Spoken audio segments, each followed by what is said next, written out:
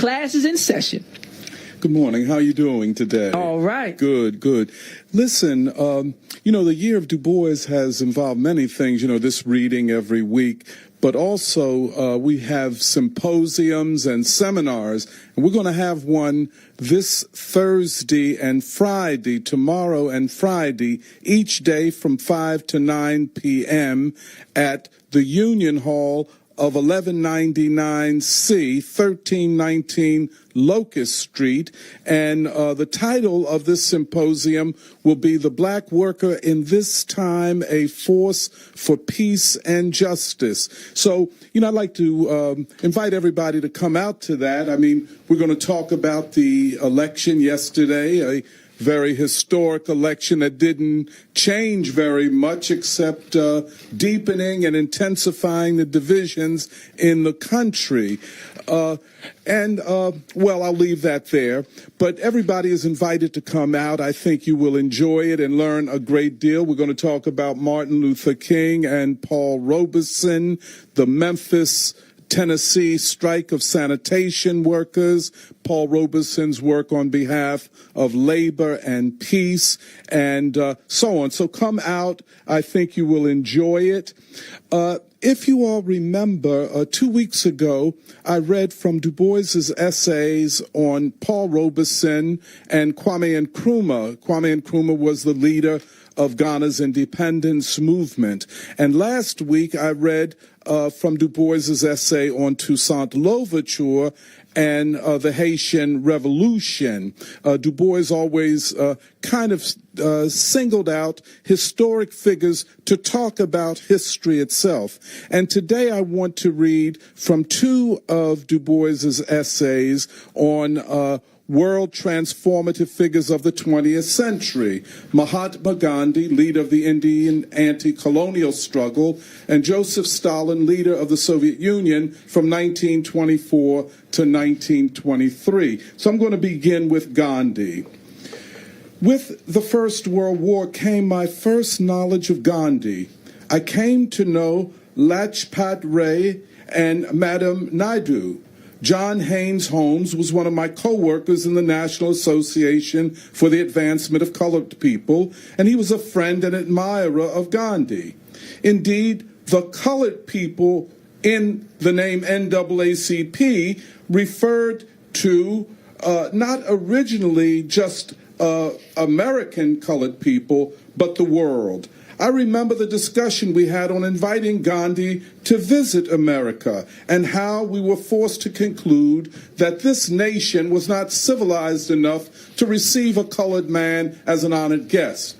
But in 1929, as the Depression loomed, I asked Gandhi for a message to the American Negroes, which I published in the Crisis magazine. Gandhi said, quote, "Let not the 12 million Negroes be ashamed of the fact that they are the grandchildren of slaves. There is dishonor in being slave owners, but let us not think of honor or dishonor in connection with the past. Let us realize that the future is with those who would be pure, truthful, and loving. For as the old wise men have said, truth ever is, untruth never was. Love alone binds, and truth and love accrue only to the truly humble." End quote. This was written on May Day, 1929. Through what phantasmagoria of hurt and evil the world has passed since then. We American Negroes have reeled and staggered from side to side and forward and back. In the First World War, we joined with American capital to keep Germany and Italy from sharing the spoils of colonial imperialism. In the Depression, we sank beneath the burden of poverty, ignorance, and disease due to discrimination, unemployment, and crime. In the Second World War, we again joined with Western capitalism against fascism and failed to realize how the Soviet Union sacrificed her blood and savings to save the world. But we did realize how out of war began to arise a new colored world free from the control of Europe and America. We began, too, to realize the role of Gandhi and to evaluate his work as a guide for black people of the United States. As an integral part of this country, as workers, consumers, and co-creators of its culture, we could not look forward to physical separation except as a change of masters. But what of Gandhi's program of peace and nonviolence? Only in the last year have American Negroes begun to see the possibility of this program being applied to the Negro problem in the South of the United States. Personally, I was long puzzled. After the World Depression, I sensed a recurring contradiction. I saw Gandhi's nonviolence gain freedom for India, only to be followed by violence in all the world. I realized that the vaunted 100 years of peace, from Waterloo to the Battle of Marne in Europe, was not peace at all, but war of Europe and North America on Africa and Asia, with only troubled bits of peace between the colonial conquerors. I saw Britain, France, Belgium, and North America trying to continue to force the world to serve them by monopoly of land, technique, and machines, backed by physical force and war, which has now culminated in the use of atomic power. Only the possession of this power by the Soviet Union prevents the restoration of colonial imperialism of the West over Asia and Africa under the leadership of men like John Foster Dulles of the United States and Anthony Eden of Britain. Perhaps in this extraordinary impasse, the teachings of Mahatma Gandhi may have a chance to prevail in the world. Now I'd like to read from Du Bois's essay, or parts of it, on Joseph Stalin. Stalin was not a man of conventional learning. He was much more than that. He was a man who thought deeply, read understandingly, and listened to wisdom, no matter whence it came. He was attacked and slandered as few men of power have been. Yet he seldom lost his courtesy and balance, nor did he let attack drive him from his convictions, nor induce him to surrender positions which he knew were correct. As one of the despised minorities of man, being from Georgia in the old Russia, he first set Russia on the road to conquer race prejudice and make one nation out of its 140 nations without destroying their individuality. 3 great decisions faced Stalin in power, and he met them magnificently. First, the problem of the peasants. Then, the problem of the West European invasion. And last, the Second World War. The poor Russian peasant was the lowest victim of the Tsar, of capitalism, and the Orthodox Church. He surrendered the little white father easily. He turned less readily, but perceptively, from his icons. But the rich peasants clung tenaciously to capitalism and were near wrecking the revolution in the Soviet Union when Stalin risked a second revolution and drove out the rural bloodsuckers. Then came intervention, the continuing threat of attack by all nations, halted only by the economic depression, only to be restarted by Hitler.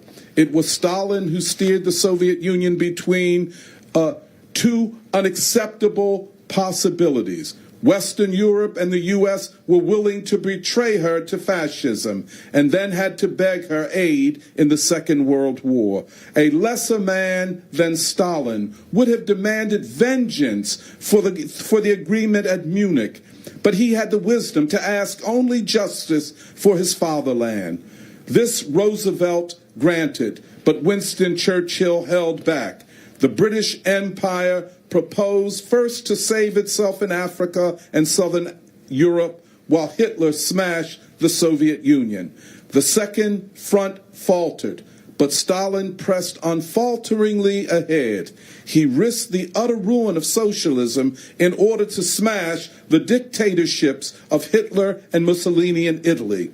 After the Battle of Stalingrad, the Western world did not know whether to weep or applaud. The cost of victory to the Soviet Union was frightful. To this day, the outside world has no dream of the hurt, the loss, and the sacrifices. For his calm, stern leadership here, if nowhere else, arises the deep respect for Stalin by all the peoples of Russia. I'll end there. Thank you. And you have an opportunity to call in. Again, that's 215-634-8065 or toll-free 866-361-0900. Call up talking about Du Bois. We're going to take a quick break and come back to the phone lines. I am Aaron Smith, the rapping professor in the year Du Bois of Dr. Anthony Montero. Queen Kuwait's a super producer on the boards. And you are waking up with word, y'all. Introducing Smart Curve. Finally, a mammogram shaped like a woman. Ladies, have you heard the big news? Finally, a mammogram shaped like you. Available at Soulless Mammography Einstein Healthcare Network locations. We've ditched the squish and rolled out the curves with the revolutionary new mammogram called Smart Curve. Forget flat. It's curved to fit your breasts for greater comfort and less pinch. And it's integrated with 3D imaging, proven to improve accuracy by 54%. Schedule your Smart Curve mammogram now at 1-800-EINSTEIN. Learn more about the partnership between Einstein and Soulless Mammography at einstein.edu/soulless. To buy your home, you became a house hunting ace, learned about loans, scoured neighborhoods, and asked the right questions. If you manage that, you can get your retirement plan on track. Visiting aceyourretirement.org can help. Brought to you by AARP and the Ad Council. 1 in 3 adults has prediabetes. That means it could be you, your best man, your worst man. Take the risk test at doihaveprediabetes.org to know where you stand. Brought to you by the Ad Council and its prediabetes awareness partners.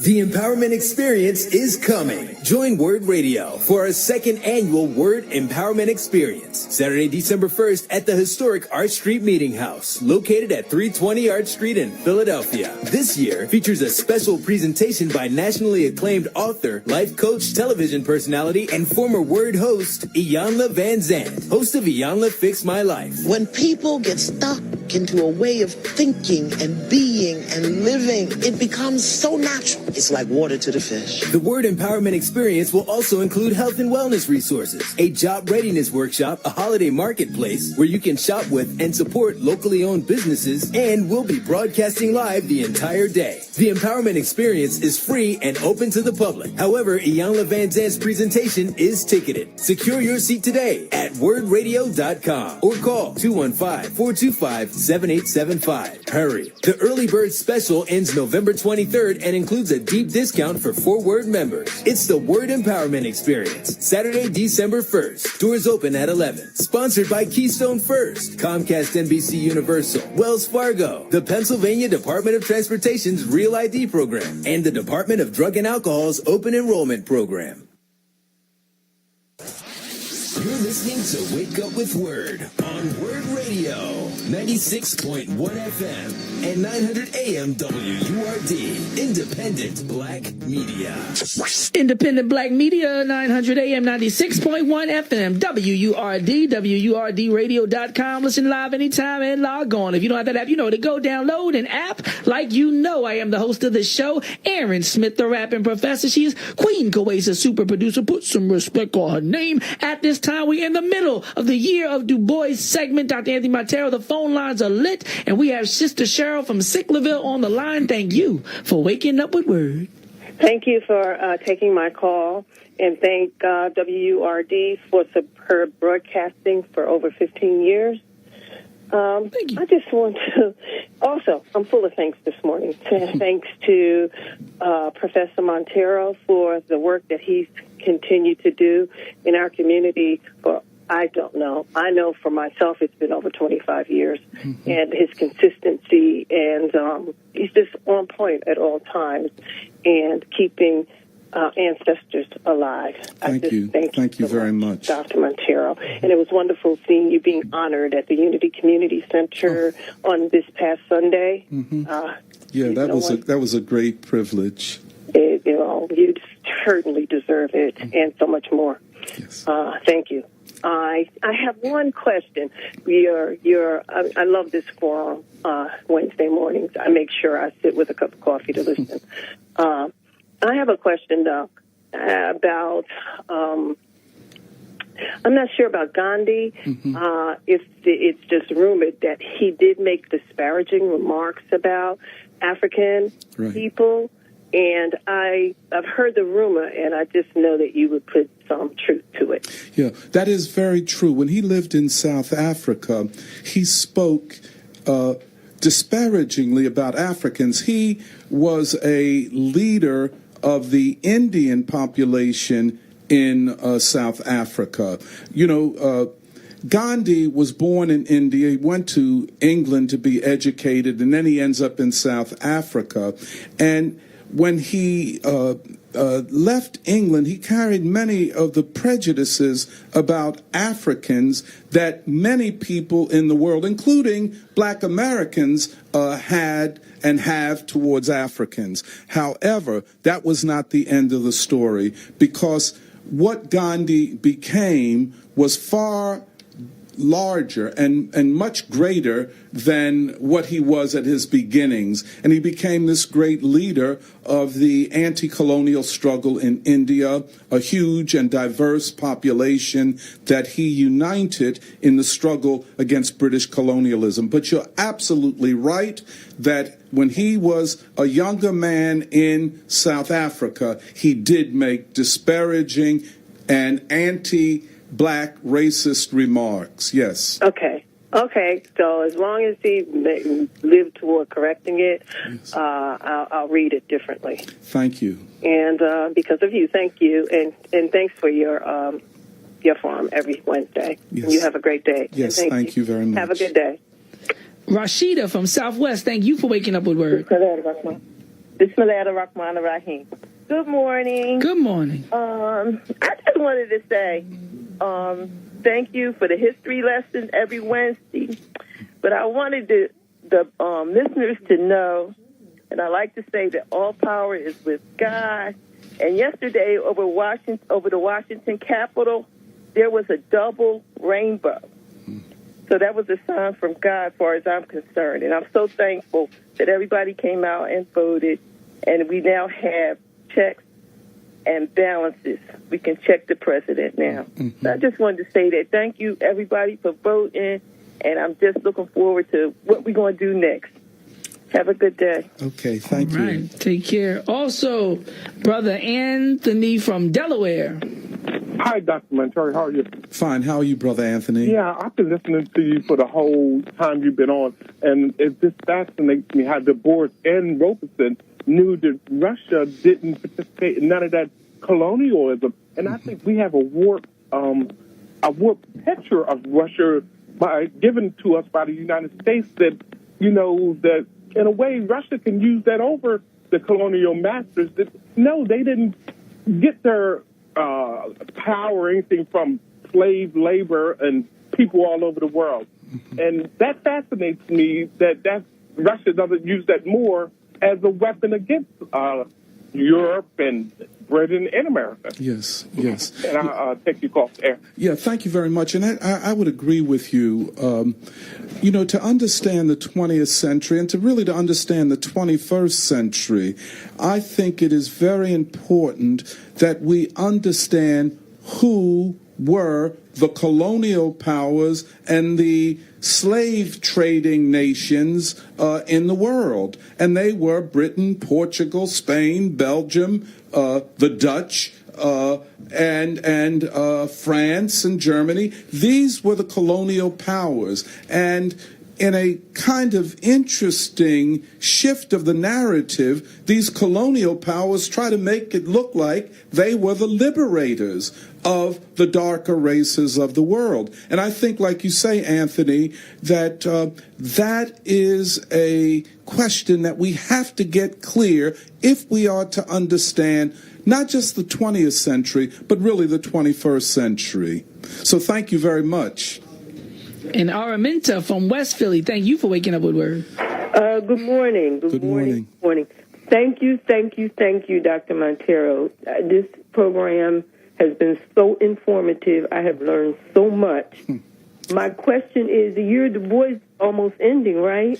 Well, we go until February 2019, which, we began in February 2018, so we're going to do the whole year. Okay, so are you going to continue with another subject?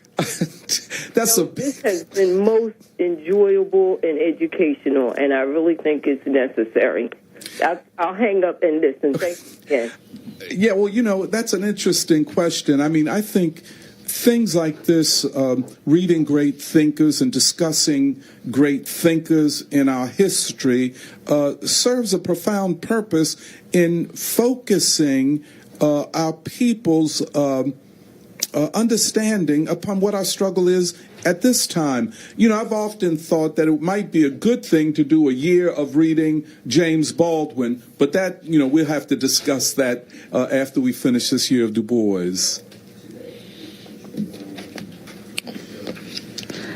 If you want to call in, 215-634, we got a couple more minutes, 215-634-8065, 215-634-8065, 866-361-0900. Any announcements or final thoughts while they call up on the line? Dr. Anthony Montero, you're Du Bois. Yeah, thank you very much, Dr. Smith. Yes, I'd just like to repeat that this Thursday, tomorrow, and this Friday, November 8th and 9th, at the Union Hall of 1199C, that's at 1319 Locust Street, we will be having a symposium entitled The Black Worker in This Time, A Force for Peace and Justice. And each day, the symposium will take place from 5 to 9 p.m. If you want to know more about the details of it, you can go to our website, yearofdubois.org. And the full schedule will be there. And I think, just kind of to round things out, that the election yesterday was about a lot of things, but one voice that hardly is ever heard in these discussions is the voice of black working people, the employed and unemployed, and what they think about the future. Not just what they think about an election, but what they think about the future. So, I welcome everybody to come out. It's going to be a very, very informative symposium. And last caller, Tyrone from North Philly. Thank you for waking up with WURD. Hey, peace and blessings, my good brothers. Peace. How are you, Tyrone? Hey, man, you hit it right on the nail, y'all. It's not just, voting these folks in. It's about how we're going to use them to, this is just a means to an end. Yes. So folks got to understand that. But Doc, I don't understand why you didn't invite the young lady to come to the classes on Saturday. Because that is a way of, if she's, so enthused about hearing your half hour, I think she would love to, be a part of the class. Yes, definitely. Well, let me invite her and you and anybody else out there who wants to come. Every Saturday at the Church of the Advocate, that is at 1801 Diamond Street, we hold classes, which are more like seminars, reading various works, of course, Du Bois and Baldwin and others, from 9:30 to usually 1 or 1:30. So everybody is invited to come. I mean, we get a little more deeply into the things that we discuss for a half hour here on WURD. So thank you for reminding me of that, Tyrone. All right. Peace and blessings, brother. Peace. On with the right on. All right.